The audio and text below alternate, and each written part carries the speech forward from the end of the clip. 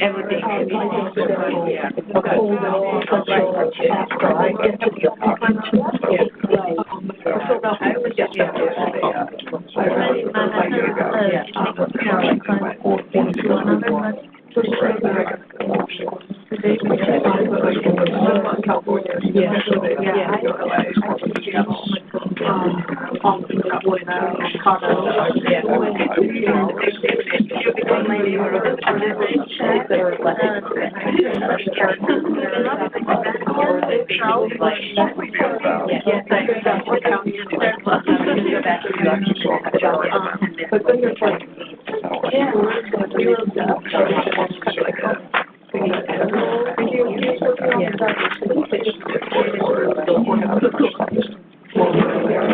But it's not really the same thing. It's worded slightly less. It's the same kind of thing.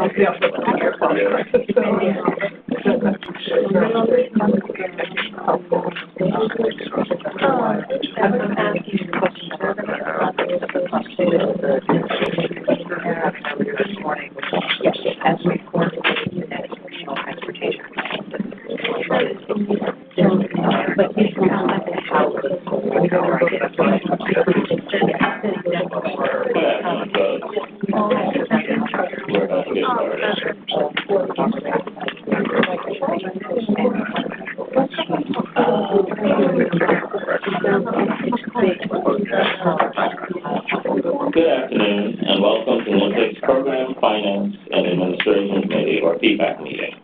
I'm Ian Francis, representative of New York State Department of Transportation, and today the chair of NYMTC, PFAC. But before we begin, I want to point out the emergency exits, should there be an emergency evacuation. There are 3 exits from this room. There's one directly behind you, one partially to my left, and one further to my left. Please listen for announcements and instructions, and if anyone needs personal assistance to evacuate, please notify the staff of NYMTC. I'll ask the staff of NYMTC to please raise your hands. Thank you. I want to point out that this meeting is available by webinar.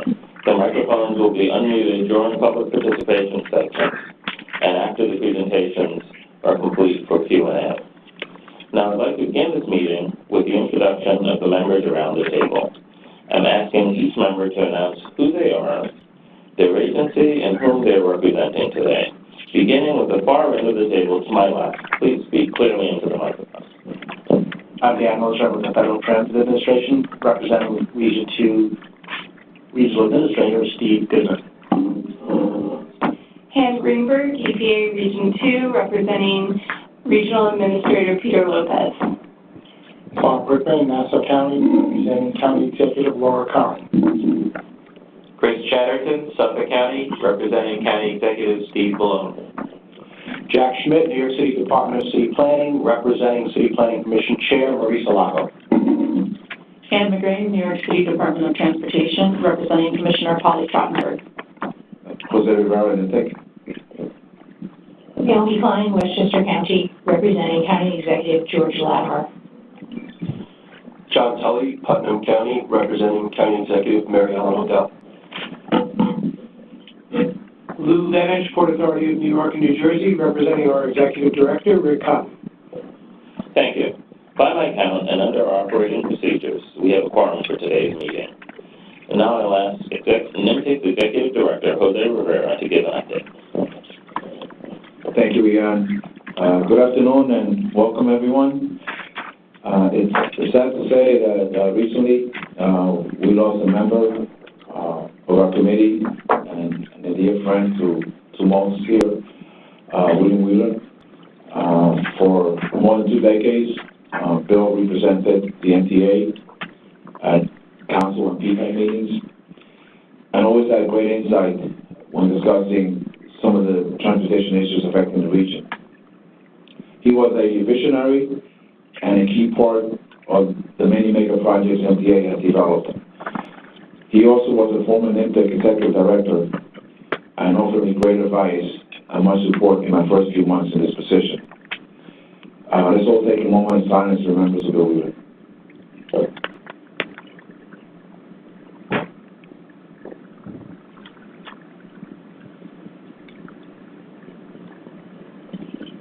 Thank you all. Since our last meeting, NYMTC is federal certification review of the MPO's planning process, which is mandated for MPOs with organized areas with populations greater than 200,000 to ensure that the planning process is compliant with federal requirements.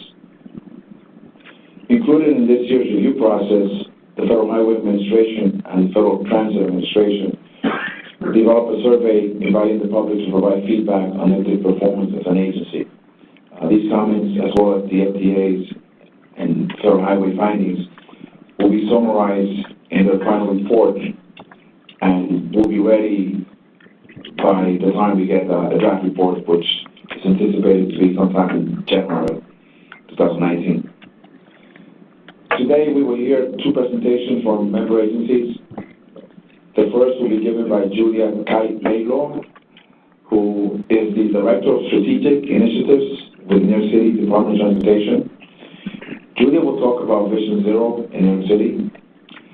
Second presentation will be given by Carolyn Grossman, who is the Director of Regional Planning with the New York City Department of City Planning. Carolyn will be talking about the geography of jobs. So now we will hear Judy's presentation on Vision Zero in New York City. Thank you very much. Thank you very much for inviting me here to speak today. And again, my name is Julia Kite-Laidlaw, and I'm the Director of Strategic Initiatives in the Policy Office at New York City DOT. And I'd like to give an overview today about what the City DOT has been doing with regard to its Vision Zero initiative, which began in 2014 with the goal of eliminating deaths and serious injuries on New York City streets. It's a new way of thinking about traffic safety, moving from a previous framework largely looking at individual responsibility and shifting onto the idea of safe systems, meaning that while we may not be able to eliminate all human error, because after all we're human, but we can engineer out the consequences of those errors so that the crashes that do happen do not result in these life-changing injuries or deaths. So Vision Zero is something that actually began in Sweden a couple decades ago. And New York City was one of the early adopters of the program outside Sweden. And the key principle behind it is that deaths and serious injuries are preventable. We reflect this in the way that we now say crash instead of accident, meaning the idea of an accident being like an act of God, something that you can't prevent. If we say crash, we still acknowledge nobody actually went out there meaning to hurt somebody. But there were factors involved that, perhaps with some different choices or perhaps with a safer system would have not resulted in that kind of consequence. We see the only acceptable number of deaths as zero. We of course understand that we're not going to get there overnight, but when you think about it, how many people would we be, okay with saying, oh, that's the cost of doing business, that's the cost of having a road system? We think, it would be none of our neighbors, our friends, our family members.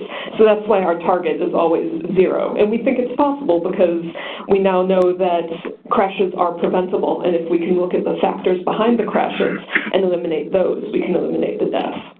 There's really three main components to Vision Zero: engineering, which is my agency, the DOT; enforcement, which is NYPD and the Taxi and Limousine Commission Enforcement Branch; and education, which is also us at DOT, but some of our other partner agencies, like the New York City Department of Health and the Department of Citywide Administrative Services, which works with drivers in the city fleet, as well as the TLC and its licensing of for-hire vehicle drivers. Now, Vision Zero, it's a very lofty goal, and we have, of course, set a very lofty goal because it's what we want.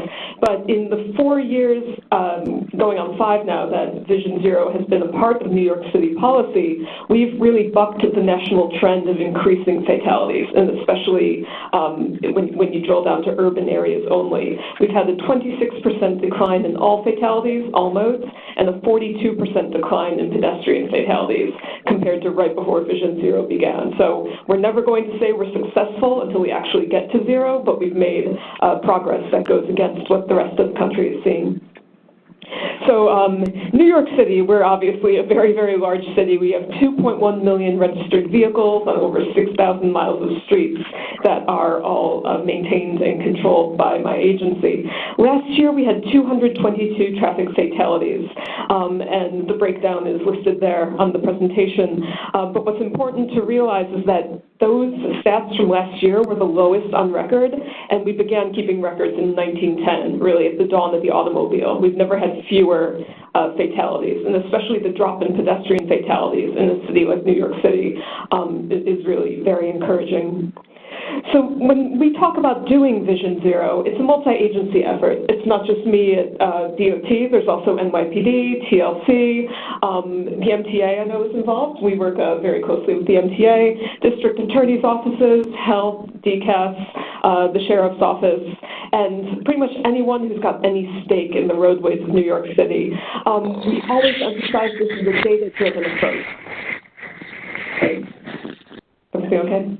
It's a data-driven approach that we're looking at directing our greatest resources and our greatest attention toward the locations and the situations which are causing the most harm. Anything we do under Vision Zero, any street design, any enforcement push, we're doing it all because it's backed by evidence, and we know that it's going to have an impact that way.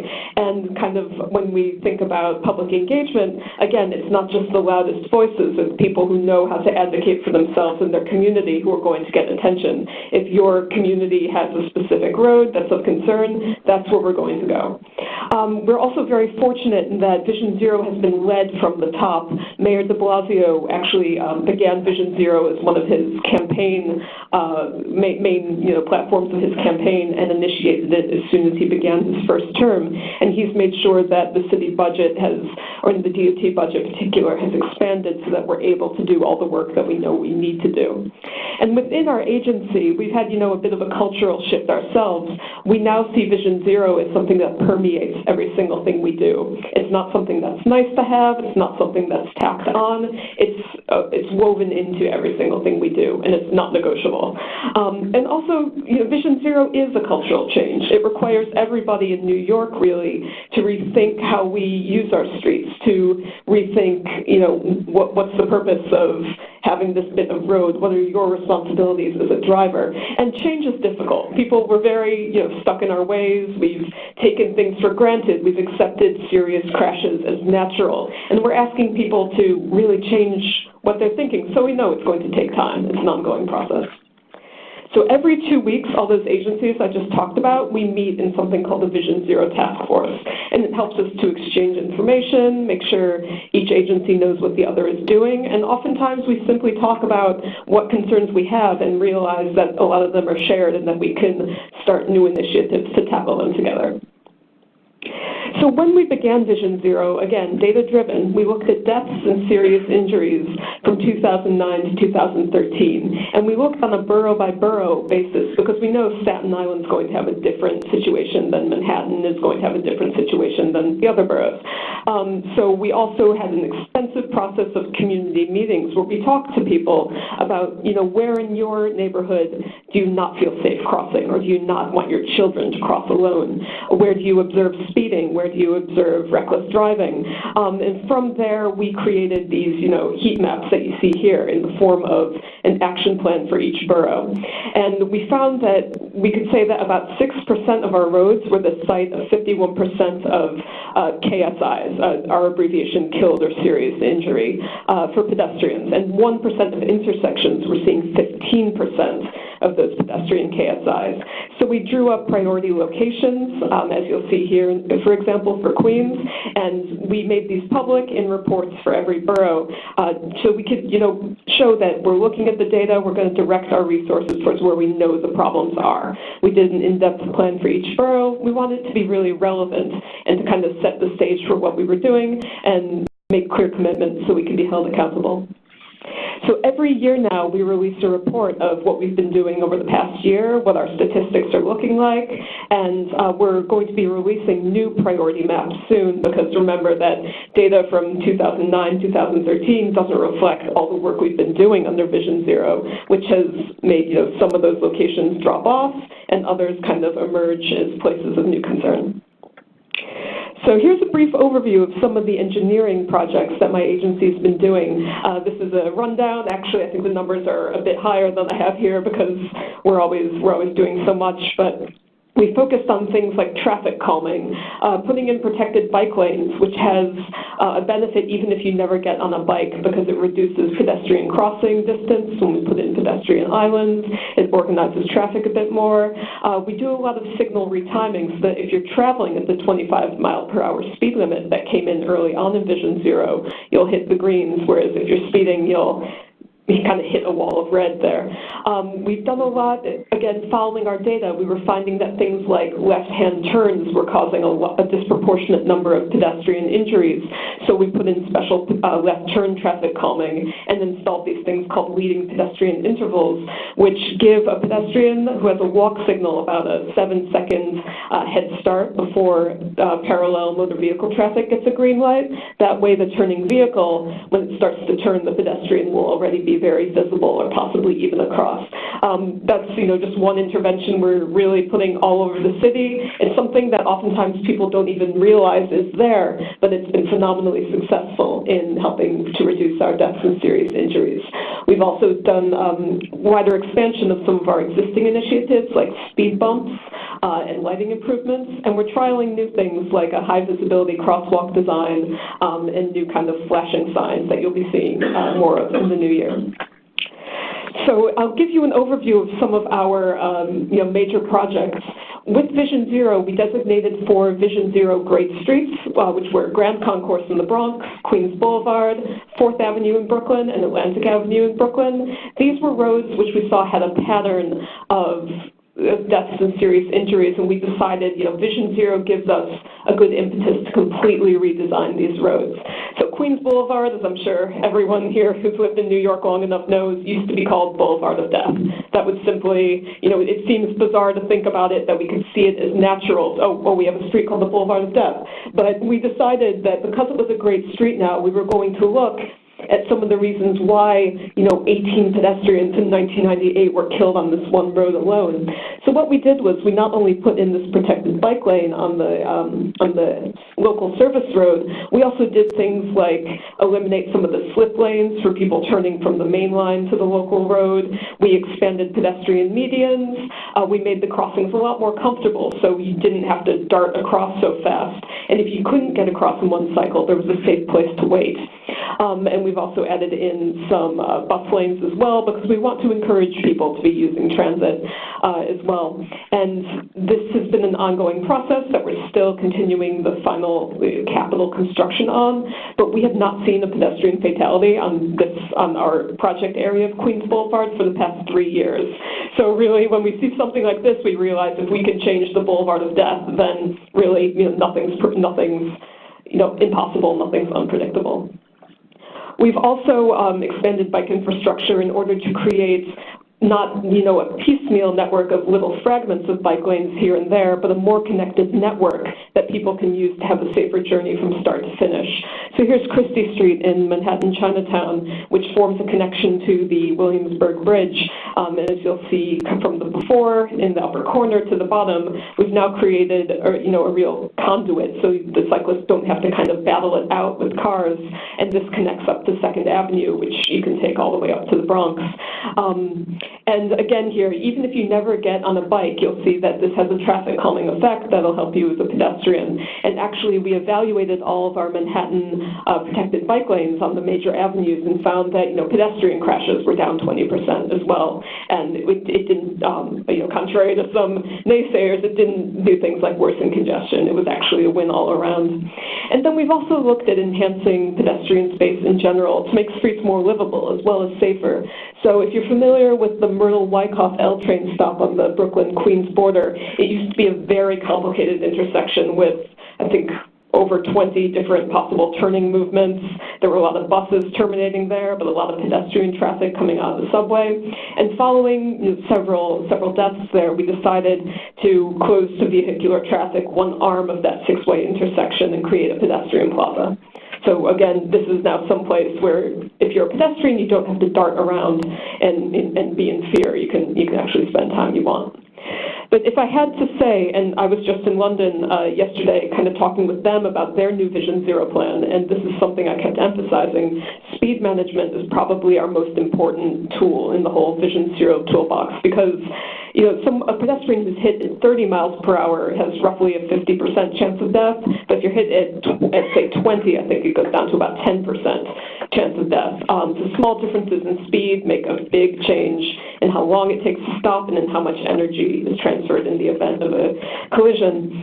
So again, the mayor with state legislation was able to reduce the speed limit to 25 on all local streets in 2014, but we also had a speed camera program begin then, which has been, even though we're tied to only 140 locations and we're restricted on our hours of operation and our exact placement of them, has managed to bring down speeding 63% at our locations where we've installed them. And if you were following the news over the summer when the program was expiring, we did have kind of a contentious process of being able to continue this program. We did have to shut it off for a few weeks, but now we have permission to continue it. We're hoping that permission will be permanent in the new year, and we're planning on expanding it as well, because to get the 63% reduction on one initiative is really one of those things you can only dream of, and we were able to do it.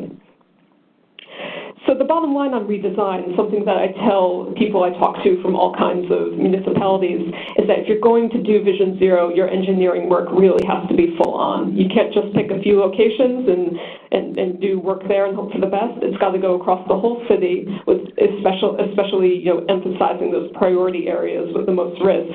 And you have to make sure that the people working on your interventions also are fully bought into the ethos and realize that what they're doing is crucial. And we do a lot of public engagement and town hall meetings. We want to hear local approval, but of course, you do get people who are very upset because we may have to reduce the amount of on-street parking to accommodate traffic calming. But in the end, we can't sacrifice safety. We work with local communities and we can tweak our designs, but there's a safety argument and we're going forward with it. So in the future, we're planning to continue both what we know is working, but also to try some new initiatives where we're seeing unmet need now that we're finishing up our fifth year. For example, we found senior pedestrians are disproportionately represented in the pedestrian deaths. So we're working on, kind of changing the way we think. You have to prevent the crash now because often the fall is what harms older people. So we're working on best practices for seniors. We're also finding problems like pedestrians often intoxicated or emotionally disturbed ending up on the highways.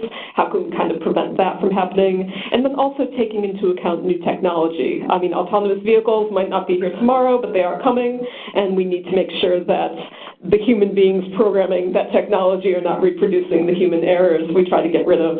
And then also looking at things like e-bikes and scooters. Scooters are not currently legal, even though you may have seen a few people using them, those electric ones. But we're thinking about how these things fit into Vision Zero as well. And then a quick overview of enforcement. NYPD, we have over 53,000 employees, 36,000 of them uniformed. And since the beginning of Vision Zero, they have really had a change of how they do traffic enforcement. Nowadays, about 67%, two-thirds of their traffic summonses are for what we call the Vision Zero offenses, which are speeding, failing to yield the right of way to a pedestrian who's crossing, not stopping on the signal, making an illegal turn, talking on the cell phone or texting, or disobeying a sign. So this has become, they're really prioritizing the driver actions which are known to cause the most death and serious injury, again, in line with the data-driven ethos. There again are the list of those Vision Zero initiatives they're doing. We also had a new law passed in late summer of 2014. It used to be that if you were a pedestrian walking in the crosswalk with the walk signal and a driver who had a green turned and hit you and killed you, it was essentially just a traffic ticket. It was not seen as a crime, whereas it's now a misdemeanor because it recognizes that, this pedestrian's right of way is enshrined, and if someone's walking, they have the right to be walking. So the police are now making an average of about 35 arrests per year for injury or death caused by failure to yield. We've also worked in partnership with NYPD and TLC. Again, we always keep evaluating the data to see what new issues might be emerging. And we were finding that when the clocks went back, as they recently did in fall, and all of a sudden rush hours and darkness, the number of pedestrians being injured was increasing. So we began a multi-pronged outreach and enforcement initiative to try to address this, to get drivers to just be more aware of there's going to be a pedestrian that might be a little less visible to you. And we've done a lot of, radio, drive time radio. We've had police be very visible. We do outreach, passing out flyers, and we've been able to reduce the statistics year on year now. Moving forward, they're trialing several new initiatives as well, looking at trucks and buses, which disproportionately injure pedestrians, and in continuing to enforce AC 19190, which is that right-of-way law. And then for education, we do, again, partnerships with the NYPD in which we send out our teams of educators from DOT to speak with drivers, to speak with pedestrians at specific locations. We want to provide that education element before the enforcement pushes so that people are not feeling like, oh, it's a gotcha. There's actually, we're trying to get out there and let people know what's going on first. We also do specific outreach, for example, to seniors, which, as I said, they're 14% of the population, but last year they were half of pedestrian fatalities. We also specifically have programs in New York City schools. We typically don't rely on, telling pedestrians what to do because Vision Zero means, it's really the onus is on the street system itself. But we find that for children, it really is, useful and helpful to, remind them of safe ways to cross and remind them of, that they should be alert when they're using the street because they're a lot more receptive to that. And we know scientifically children do not have the same ability as adults to, say, judge the speed of a vehicle when it's going to reach them. And we also hand out things like free bike helmets because even though we don't have a bike helmet law in New York, we want one to be available if you want to, be able to use it. We don't want something like cost to be a barrier. And we also try to lead by example. I mean, there's over 80,000 City of New York employees who are authorized to drive on the job. So we've been, through the Department of Citywide Administrative Services, doing a lot of safe driving, defensive driving programs. We've also decided we want to lead by example by procuring vehicles that have things like the automatic emergency braking system or the cameras that help you with backing up, because that way we're kind of putting our money where our mouth is and telling manufacturers we want the safe vehicles to begin with. We've also been doing things like installing side guards on all city vehicles that weigh 10,000 pounds or more. These, you may have seen them, they're like little panels on the side there, and this is because oftentimes cyclists or pedestrians were getting clipped and going under the rear wheels, but we knew there was a real simple, relatively inexpensive intervention that would stop this. And we're actually, there's also a kind of a cost-defraying program to work with the private sector to get these installed before it becomes law in a few years. Our taxi drivers, because we have simply so many and they're the largest users of the streets, especially in Midtown and Lower Manhattan, they have a mandatory Vision Zero education component to taxi school. There's a video which they're watching in that photo in which a group from Families for Safe Streets, which are either survivors of crashes or people who've lost a loved one in a crash talk about the need to drive responsibly and drive safely.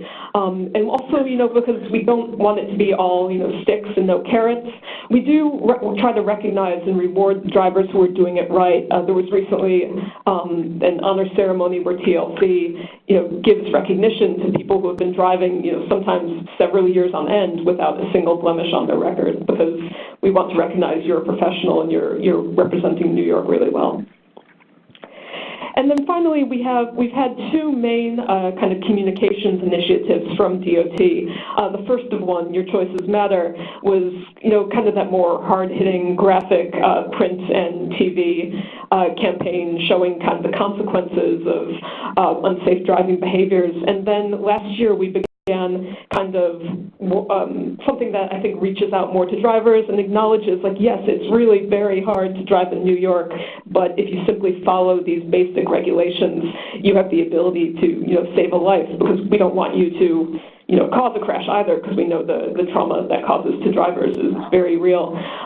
So it's all DOT employees in the photos and in the videos. You've probably seen it on Taxi TV or even on television yourself. But it's been something that we want to really make ubiquitous. We want everyone all over the city to see this and know what Vision Zero is. So we do it in several languages. We reach out with the professional sports teams to put it on their screens. And we just make sure that this is something that every New Yorker can feel like they relate to. So in conclusion, I mean, when I tell people from other municipalities, I try not to fall into that New York exceptionalism trap, because, I mean, I love it here, I'm from here, it's a great place, but I know not every other place trying to do Vision Zero has got our resources or has got, our relatively low share of people using cars. So what I say the basics are really, you've got to break down those agency silos. You've got to get all your different agencies working on Vision Zero to constantly communicate and constantly make sure you're working together. You've got to cast a pretty wide net, and you'll find that perhaps other agencies are thinking of the same things you are, or they've got new ideas you can harness. Also, your program has to be data-driven. It can't just be the loudest voices who get the attention. It's got to be directing resources to where they're needed most. And it also means constantly reviewing and revising to find new areas of concern, to find things you maybe didn't see before, like that Dusk and Darkness initiative. And also, you find that you make it really relevant to local residents, so you can say, we know this road has been a problem for you, and we're going to, do something for it. It's also really important to have that leadership coming from the very top. We know that our mayor, this is one of his flagship initiatives. We know he's always got our back, even, if we're doing something which might not be popular. It's always, very helpful to know that it's coming from the very top. And as a practitioner, as someone from, really I think the lead agency for it, we also have to remind ourselves to have reasonable expectations even as we pursue a very lofty goal. Progress is not always going to be linear. You're not going to be able to say, oh, initiative X results in Y% less deaths. It doesn't work like that. I wish it did. But, I tell people your city's numbers might go up before they go down, and you have to not kind of fall into the trap of thinking, oh, it's impossible. You just have to continue to follow your data, continue to look at what works and what doesn't, and recognize that you're doing a major cultural change, and it's difficult, and it's going to take time.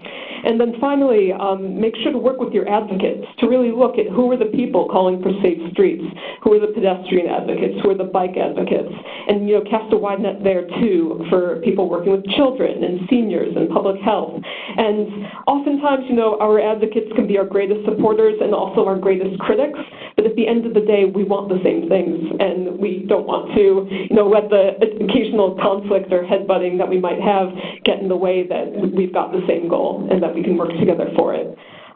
So in conclusion, I'd say, that Vision Zero, when it first started, may have seemed like one of those kind of impossible moonshots, but we've proven that we can buck the trend of the rest of the United States, and we're continuing going forward to not necessarily see the fact that we haven't gotten to zero yet is a problem, but rather it's something that we continue to work for. It gives us urgency, and we're hoping that even as the years go by and we continue to work for it, we'll be able to get that cultural change so that people no longer see deaths and injuries as just one of those things that have to happen.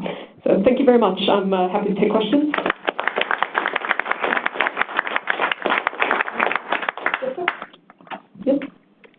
two things. One of them is, there's an area in Brooklyn, the junction near Brooklyn College, but that is a very dangerous area.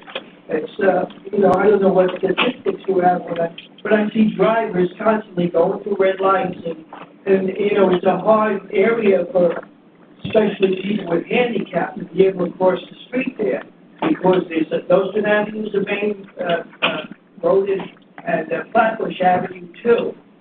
So are there plans for that particular area to do some kind of a thing to help with that problem? Yes, Flatbush and Nostrand are both two of our priority corridors, and we're working on creating a pedestrian plaza. I believe it's at Hillel Place, right off Flatbush there. And we are looking to expand our red light camera program, which comes up for renewal next year, so we'll be able to put in more of the red light cameras, more of the speed cameras. But one thing that we encourage is that if someone has a specific concern, that they reach out to our borough offices. We have a Brooklyn Borough Commissioner specifically. Their contact details are through the website, or I could take your email address and pass it along to you so that they can tell you specifically what some of the timescales are. Another thing is that I've seen, I know you talked about educating the public, and you showed the advertisement, what happens with the injuries or what you do. But I've seen also where the public, people are talking on their phone and crossing the street and not paying attention. That's a real problem too. And I've seen a lot of it. I drive around Brooklyn a lot. I live in Brooklyn.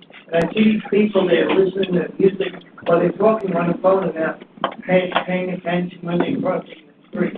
Yeah, so what I was saying about how we take this data-driven approach, we were actually asked by a state senator to study distracted walking, and what we found actually was that it wasn't the pedestrians on the cell phones contributing to crashes, that actually what we know is going to kill people is the fact that the driver is driving too fast for conditions and can't stop quickly enough.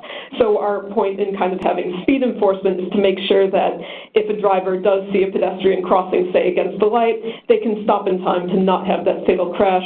We were also finding, when we were studying this, that there's so many distractions in general when you're walking on the street. You could pass a dog, you could pass a friend, you could see a food cart you like, all kinds of things, that the whole idea of, being distracted by maybe looking at your phone wasn't new, and that it also wasn't a net contributor to these.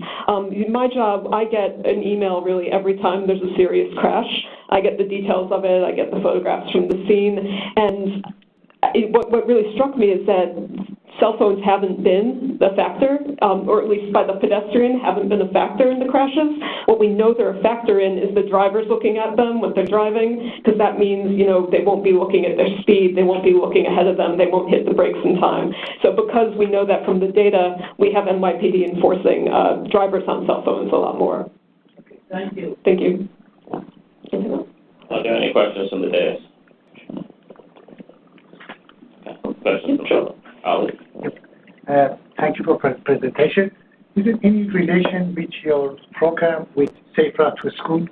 Yes, actually, Safe Routes to School kind of was before Vision Zero, and we've kind of enveloped its goals into our current work. Our speed camera program is entirely tied to schools. The only places we're allowed to put them right now are on the street abutting a school within a quarter mile of the school itself, and we are only allowed to operate them from an hour before to an hour after school activities, because we know pretty much the vast majority of New York City students are going to be walking at least part of the way, even if, they get a bus or they get a subway, they'll still be walking those last blocks to school. And we also are looking specifically at installing different traffic calming initiatives, stop signs, signals if they're warranted, speed bumps around schools in particular, because we know that kids are particularly vulnerable as our seniors. Sure. And the second thing, regarding a question that you responded to him, you are putting all the pressure or responsibility on the drivers. But the pedestrians are also responsible because it's a two-way interaction. How come you are forcing or penalizing the drivers but not the pedestrians? It's because we know that whenever there's a conflict between a large metal vehicle moving at speed and the human body, the human is never going to win. Just simply by the laws of physics, that force and that movement will always end up with a consequence that's going to result in a death or injury. And we're really less about apportioning blame in here, but trying to stop the crash from happening in the first place. We know that the factors leading up to the crash are preventable. So if the driver slows down, then we're all New Yorkers. We all jaywalk at some point. We're all guilty of not following all the pedestrian laws to a T. But we're less concerned with calling someone saying you're doing something wrong, but rather for the people who have the power in this situation, which are the drivers, how can we just make sure that crash doesn't happen? Are there any other questions? Thank you, Julia. Thank you.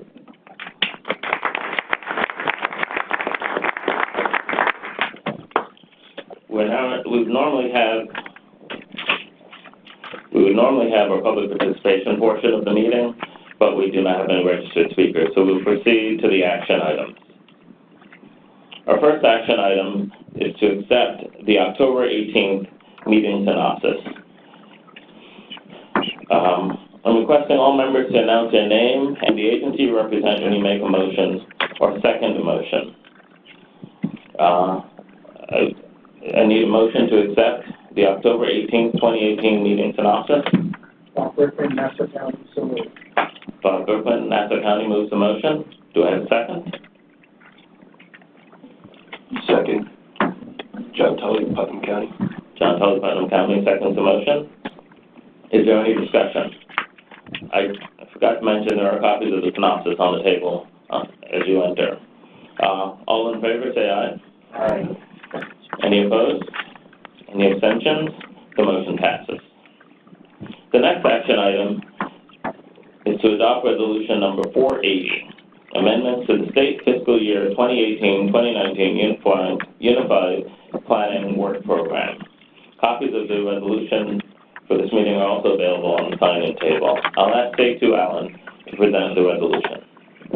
Good afternoon. So PFAC resolution number 480. There are two actions, one requested by the MTA, the other by city planning. Both actions are transferring previously programmed funds from the 17-18 UPWP to the 18-19 UPWP.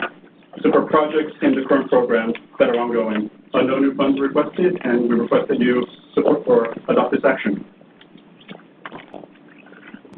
Motion to adopt resolution number 480, amendments to the state fiscal year 2018 to 2019 Unified Planning Work Program. Do I have a motion? So moved. Jack Schmidt, New York City Department of Planning. Jack Schmidt, New York City Planning, moves the motion. Do I have a second? Naomi Klein, Westchester County, second. Naomi Klein seconds the motion. Is there any discussion? All in favor, say aye. Aye. Any opposed? Any abstentions? The motion passes. Our third action item. I'm sorry. I'm out of action items.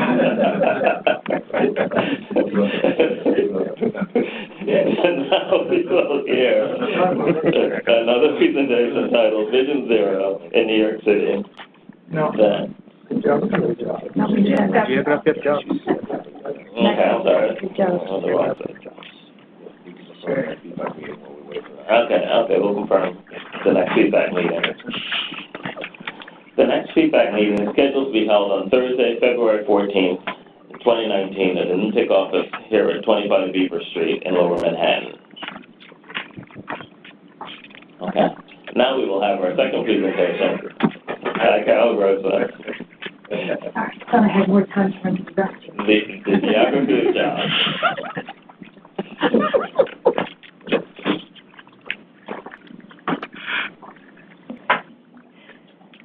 Thank you all, and thanks for your patience. I'm Carolyn Grossman. I'm Regional Planning Director for New York City. Just to give a little bit of background, regional planning is a new division, about 2 years old at City Planning, created as an initiative of the de Blasio administration coming out of the One New York citywide strategic vision for the city. And it's really a newfound recognition and commitment from the City of New York think regionally. I don't have to tell this group, of course, that New York City is inexorably and fundamentally connected to a regional network and ecosystem, but from a city perspective, we really haven't been staffed to think about our connections effectively over time and to really think about how our planning interacts with our neighbors and to really think about how we support those connections growing and all of us thriving as a sustainable community together. And so the creation of this office and that commitment is something that our mayor really supported and that we've been really trying to fulfill over the last 2 years to really think about how we as the largest city in our region can understand more what's happening in our region around us, not just within the city, but collectively, and how we can continue to act on that in a range of different policy areas. What I'm going to present today is the findings of a report that we issued this last summer, the Geography of Jobs.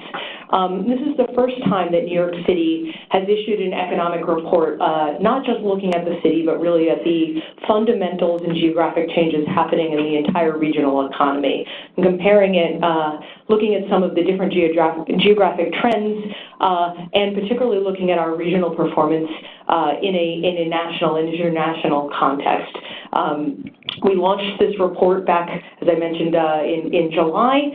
We held an event with our Deputy Mayor for Economic Development, the New York Building Congress, and over 70 economic development professionals from the government and private sector to really start the conversation and use the information that we were crafting to help us think about and strategize as a region and as all of the officials collectively responsible for thinking about economic development in the region, how we function more as a cohesive unit and think about economic development strategy, synergies between the different parts of the region, how that interacts with our housing and workforce development, and ultimately how we can continue to commit to meeting as a region and coordinating our economic development strategies to amplify our overall economic competitiveness.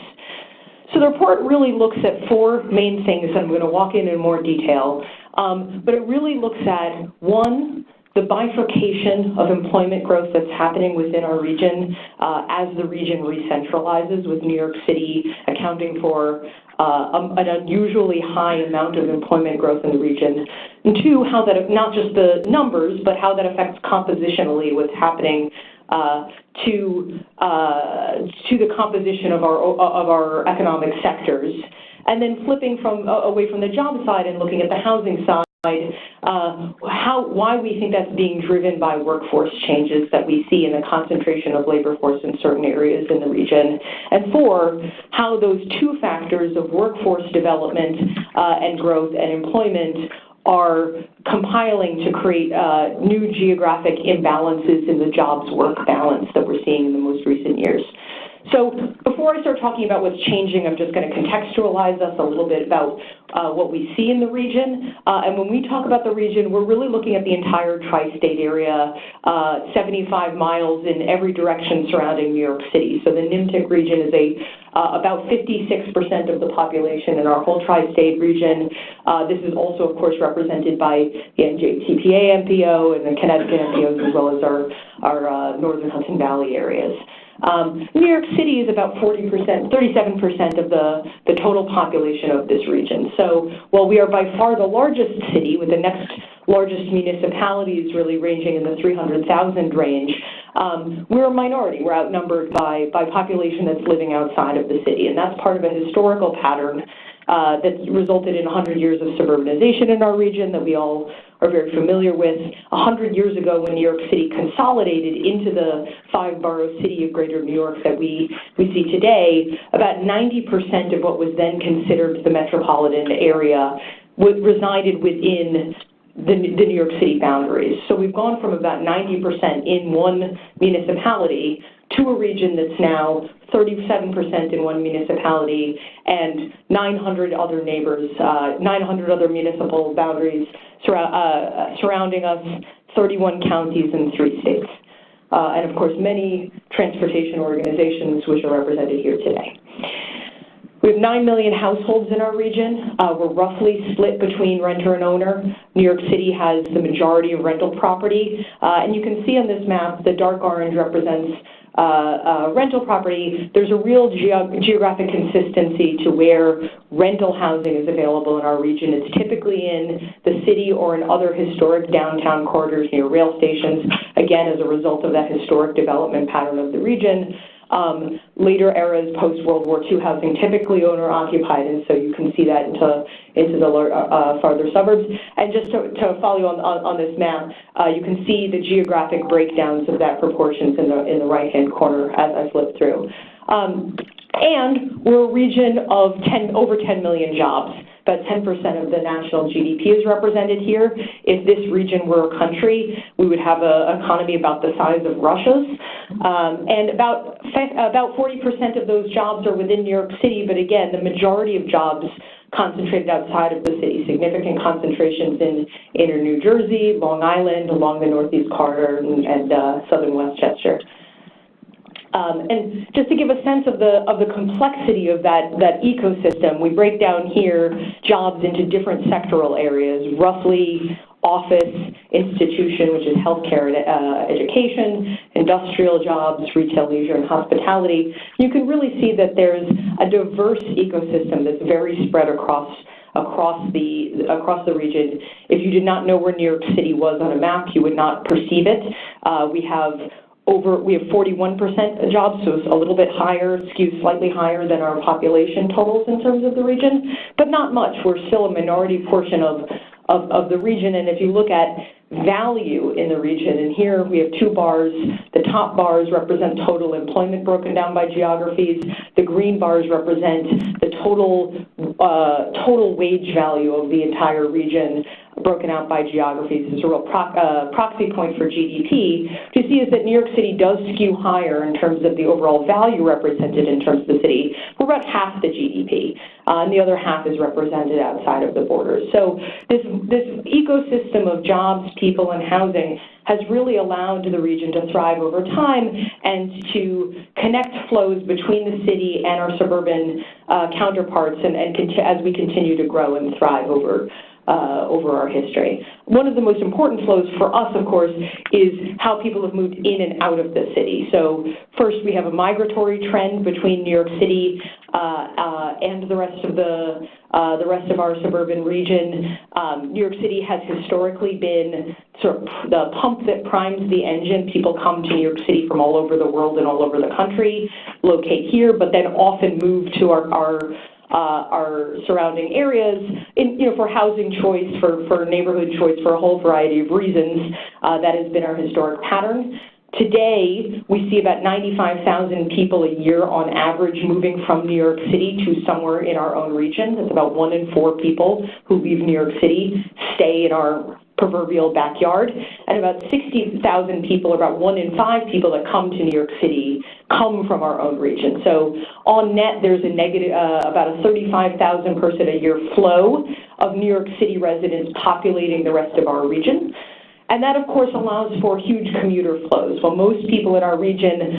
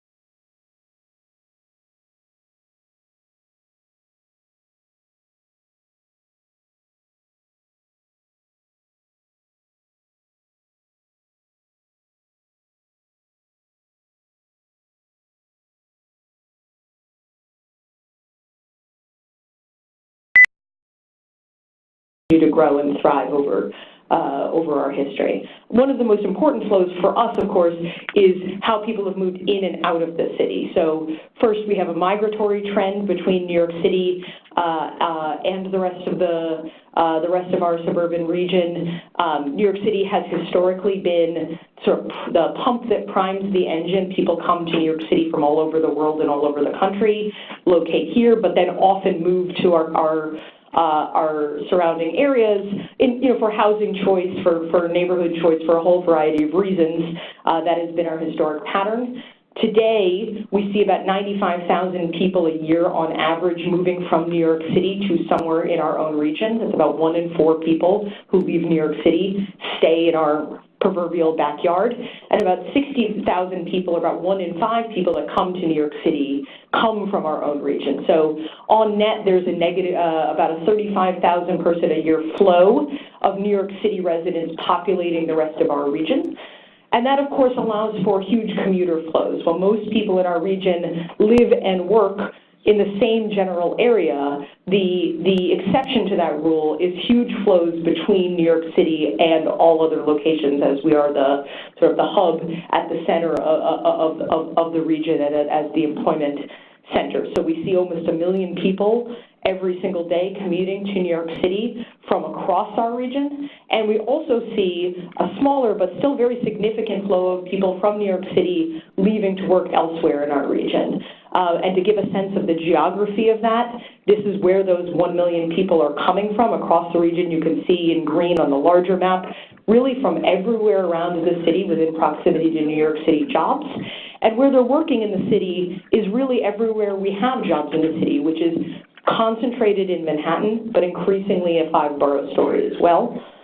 And in terms of the flip of that, where New York City residents are working outside of the region, we again see New Yorkers looking all around and moving, not respecting jurisdictional boundaries, looking for employment opportunities, working in southern Westchester, Nassau and Suffolk counties, inner New Jersey, and they're coming from all across the 5 boroughs as well. So if we've had this diverse, rich ecosystem that has allowed for interplays of flows between New York City and the suburbs, what I want to talk today is about how we see some of that changing, particularly in the last economic cycle post-recession. So if we look at total employment across the nation in the post-recession period, I'm primarily going to be looking at 2008 to 2017 numbers. What you see is that as a region, we grew jobs at about the national average, which is to say that as the largest economy, we grew the most jobs in terms of total volume, but we were outpaced in terms of growth by many of our western neighbors. San Francisco's metro grew at about twice the speed. We were about the same as LA. We were outpaced by places like Boston, Miami, Dallas. And when you look at that story, but we did okay. We were basically on par. But the story within our region is really of 2 different economies. You see New York City growing at about twice the national average speed, with almost 600,000 jobs added over this period. And that's very unusual in our historic trends. And you see other parts of the region in total growing at much slower speeds than the national average. Long Island just slightly below national average. Connecticut really flat after the recession period. Hudson Valley slightly slower. North Jersey, which had represented about 30% of our employment, growing at a very slow speed relative to national trends. And as I said, this is new information, but it's an exacerbation of a pattern that's been growing for some time. Historically, if you look back at the economic cycles of the 80s, New York City was only one component. We represented in the 80s and the 90s really 30–40% shares of total employment growth in our region, with our suburban counterpart economies playing much more outsized roles. Consistent with their population size. What we've seen in this most recent period is much larger shares of the growth concentrating in New York City, and in particular, a change in the behavior of the outer boroughs of New York City relative to regional regional growth. Manhattan, of course, has always been a regional center. We are seeing Manhattan's role in employment concentrating in this period, but only slightly, as it has a very large base of jobs. What is very unusual and a new trend is the growth of the outer boroughs. Brooklyn, 170,000 jobs in the post-recession period. Queens, 100,000 jobs.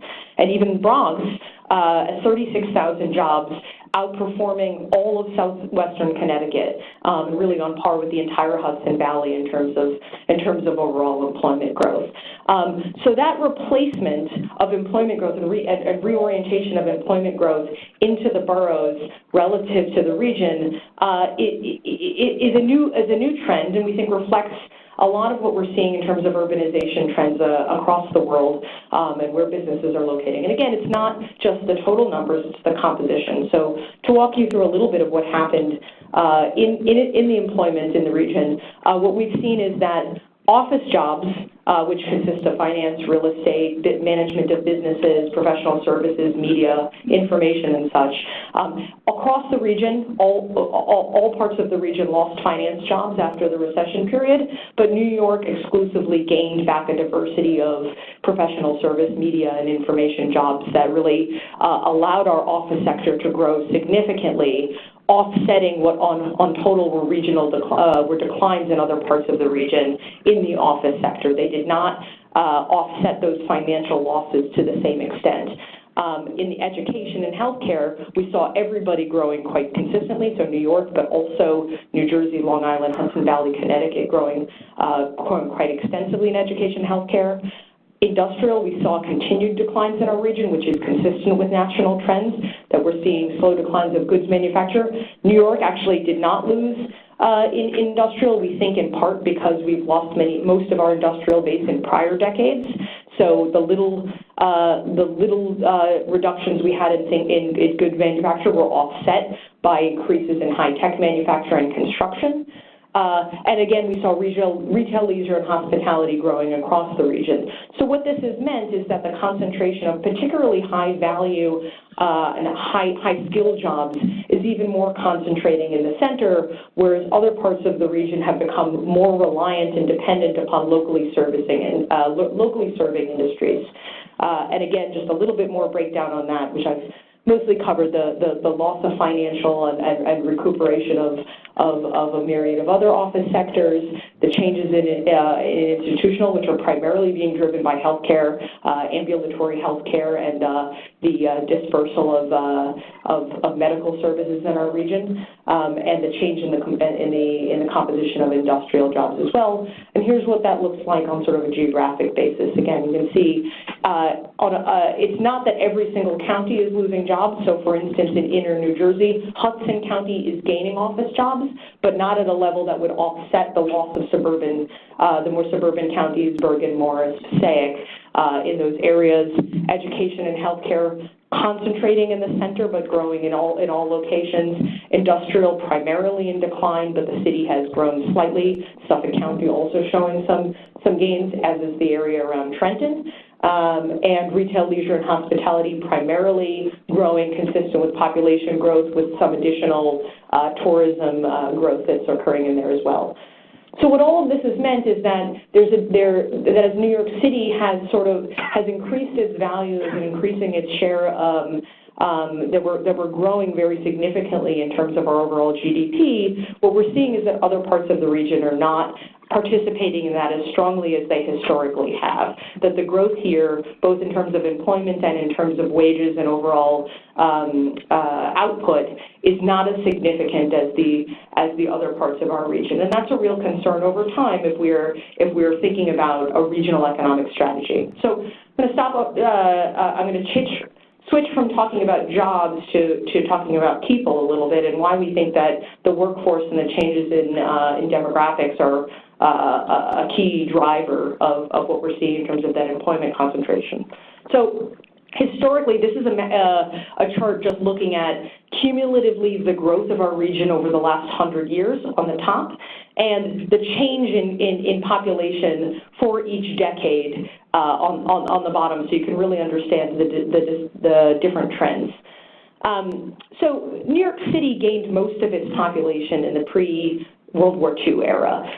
You can see in here in the dark blue, New York City really grew 1900 to 1940. As we were populating the outer boroughs, we were still a city that was deconcentrating from Manhattan, but had a lot of farmlands to grow into, a brand new subway system. As we took advantage of that, the city really grew very strongly and significantly in the first part of the 20th century. Of course, after the war, suburbanization took place. We started to see declines in the city, the 70s, and grew that population back through the 2000s. In fact, in 2006, that New York City surpassed its population peak of the 1950s. Really, since 2006, we've been growing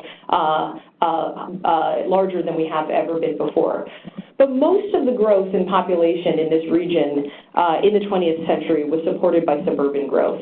In the first part of the century, we saw suburbs growing in tandem to the city along commuter rails in the first sort of wave of suburbanization. The post-war period, of course, we saw Long Island, outer New Jersey, farther into the Hudson Valley becoming places that people could commute back into the city from, and grew housing markets there. And even through the 2000s, we saw urban growth into Connecticut and the Hudson Valley and outer New Jersey playing a strong role in providing housing in this region, allowing for population growth to continue to move outward from the center. What we're seeing in this decade, in the last bar here, is a much more modest growth in our region, and one where New York City is outpacing regional suburban growth for the first time in about 100 years. And here's what that looks like spatially. The region is, since 2010, has added about 800,000 people. New York City is just under 60% of that total population growth.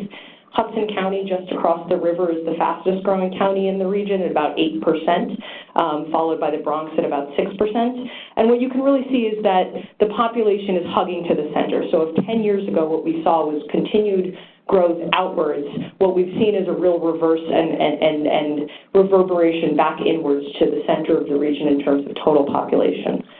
Our labor force is growing at about the national average. We've added about 1.5 million workers in the last 15-year period. But a lot of that is reliant on people staying in the workforce longer. There's a significant, you can see in the right-hand corner here, dependency on labor force increases as a result of workers extending their stay in the labor force. So to isolate the effect of new entrants into the labor force, we've also mapped the growth specifically of workers in the 25 to 54 age cohort, because that really represents the replenishment of our labor force over time. What you can see here is that if you look at that young worker cohort, the region added about 400,000 young workers over time. New York City added 440,000 in net. The rest of the region declined about 40,000. And the geography of where young workers are concentrating is very specific. It's areas of New York City, the Hudson waterfront, and close-in areas of inner New Jersey, and very few municipalities, several on Long Island, several in Westchester, and several along the Northeast Corridor. They tend to be characterized by those places that have rental housing and transit access. And again, we see a strong correlation here between where those are locating and housing production we see in the region, which is concentrating primarily in New York City and northern New Jersey. The region permitted approximately 378,000 new housing units over this period. New York City accounted for 164,000 of that, North Jersey about 150,000 of that, so collectively about 90%, with much slower growth in Long Island, Connecticut, and Hudson Valley. And so again, it's not a perfect correlation, but we see that the areas that are investing in housing and new growth are also those areas which are attracting workforce. So as I mentioned, there's some imbalances that are occurring here. In New York City, what we seem to be experiencing is both high growth on employment side and high growth on the housing side and worker side, but we've continued to add jobs at a rate that exceeds our housing development, which means that New York City will continue to be an economy that relies on a real regional footprint for housing and for growing our worker base, as we historically have about a quarter of our workers residing outside of the city bounds. That continues to be consistent with these trends. But what we've seen is a real shift in the location of those imbalances. North Jersey adding a lot of housing and a lot of workers and really eroding its economic base means that the workers that are residing there are predominantly serving New York City's workforce and not resident workforce. Long Island, we've really seen the opposite trend, which is that jobs are growing at a faster rate than housing. We think in part because of the proximity of New York City's workforce and the ability to export Brooklyn and Queens workers into Long Island. And the Hudson Valley in Connecticut, much more moderated trends, but slightly more housing development than jobs, pushing them into slightly more bedroom community-like settings. So all of these trends really, require us to think about the future. And as we as NYMTC members start to think about how we forecast and how we contemplate what the future holds, the question for all of us has to be, are these recent patterns exceptional, or are they structural changes in the way that our region is performing? Just here we are looking at housing permits over the last 10 years by geographies relative to our own forecasts. We know that the times are changing and that we really need to think about how the patterns that we're seeing may implicate how we reconsider the trends moving forward. And similarly on employment growth, we know that we anticipated employment trends that have been very different than the last 10 years. And this is more important than ever as we think about trans-Hudson flows, where we've seen that the growth in employment in New York City relative to the growth in New Jersey has been dramatically different than the historical patterns that we previously contemplated. And as we look at major capital investments in Penn Station, a bus terminal, and others, the understanding what those flows may be over the next 20 years is vitally important as we consider our capital priorities. And with that, I'll be happy to take questions and to direct others. If you're interested, the report, of course, is online. We've also, with the report, issued a companion piece on the Metro Region Explorer, which is an interactive data tool that allows for accessing all of these data points on a regional, county, and municipal basis, as well as downloading the data directly. That is all available on New York City Planning's webpage at the address shown above. Thank you, Carolyn.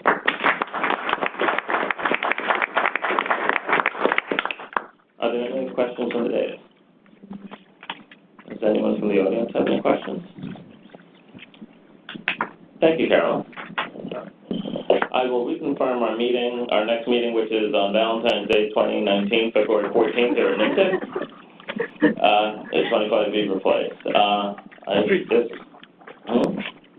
Beaver Street. We're concluding our meeting. I ask for a motion to adjourn the meeting. So moved, Jack Schmidt. Jack Schmidt moves to adjourn. Is there a second? Second, Chris Chatterton, Suffolk County. Suffolk County, is second. All in favor, say aye. Aye.